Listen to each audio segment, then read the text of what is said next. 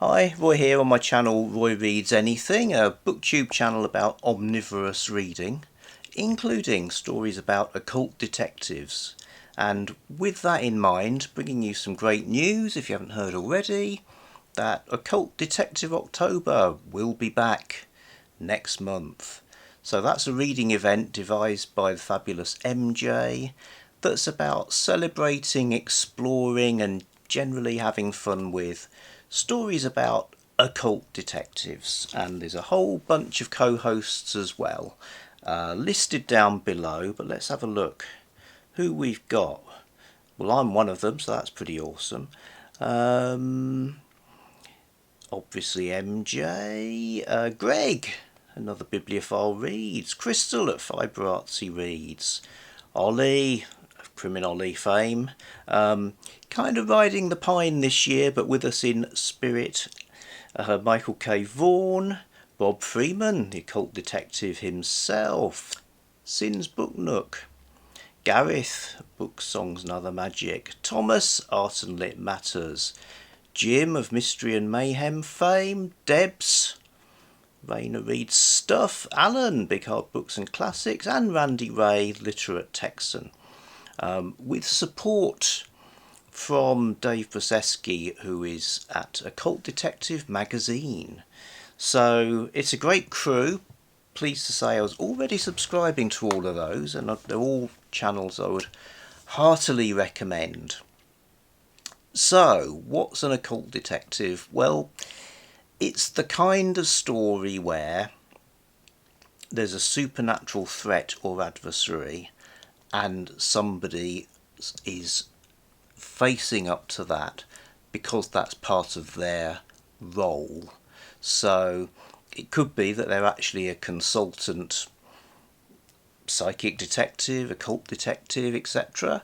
Or perhaps they're like an extreme hobbyist, or they have some kind of mystical power of their own and that's how they use it. So the difference, I suppose, between any ghost story or any horror story is that the humans don't just stumble into it. It's not like, oh, we're in a haunted house, what are we going to do? It's someone who's got some sort of purposeful role. And the genre really came together like a lot of genres in the late 19th century with the idea of the consulting detective that had crystallized with Sherlock Holmes, super popular. People already liked ghost stories, so it was a little bit of a let's put the two together and find something to publish now that Sherlock Holmes has died, apparently. But it's not just that as well. At that time, people were really into, spiritualism was a very popular thing, and really the idea of science. So the idea that what we had thought of as the occult was all going to become clear in the blazing light of rationality, and that beyond death it could all be explained or not, or else that wasn't a thing, needed to be debunked. So that was going on. But other sciences too that we now think, yes, those that is science, sort of electricity, photography, things like that. These were all, sort of in the air. So they came together in some fantastic stories, typically in magazines of the time, so short story form, series heroes like Sherlock Holmes. You're talking your Thomas Carnackis and Flaxman Lowe's, and then moving into the 20th century, you've got a great diversity of characters. But it's not just a sort of Victorian relic like stories about highwaymen. It's sort of, as a genre, it's kind of persisted and taken on inflections from different things like the pulp era, the sort of hard-boiled detective ideas, right through to the present day and the kind of witty, warm-hearted millennial kind of zeitgeist, I guess. So it's there from back in Van Helsing in Dracula, for instance, classic example in a single novel, all the way through your sort of Buffy the Vampire Slayer to a whole variety of stories. So there's going to be lots of recommendations. Remember all those hosts? We've all got our different sort of preferences and takes on it. So we'll be making some suggestions, bringing forward some cool ideas. So lots to look at, and there will be prompts. There will be prompts. Obviously, these are optional. Well, it's all optional, isn't it? Nobody's forced to do any of it. But the main thing is to read some kind of occult detective story or book, and it's other media as well. Obviously, film, television, comics, loads of comics.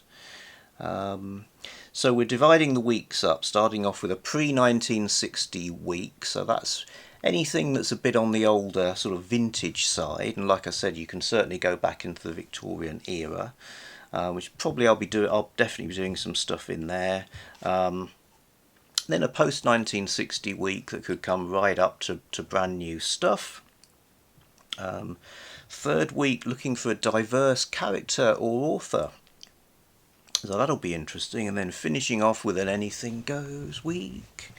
So yeah, all there as a sort of template for lots and lots of fun.